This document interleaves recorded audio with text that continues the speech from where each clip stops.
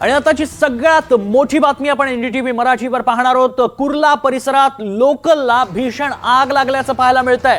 लोकलमध्ये भीषण आग लागली आहे। लोकलचा डबा या जळून खाक झालाय। सुदैवाने जीवितहानी झालेली नाही, मात्र लोकलचा डबा पूर्णतः जळून खाक झालाय।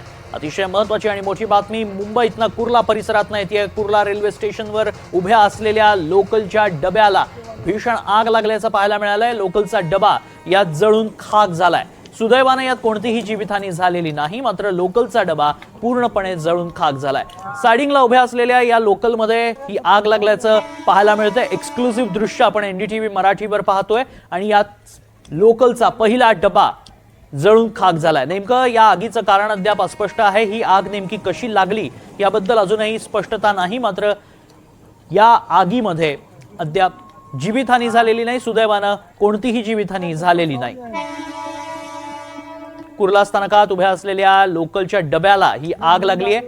ही आग लागली की लावण्यात आली असाही सवाल या निमित्तानं आता उपस्थित झालाय।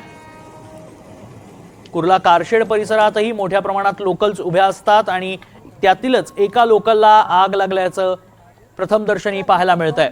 पहिल्या डब्याला लोकलच्या ही आग लागली आहे।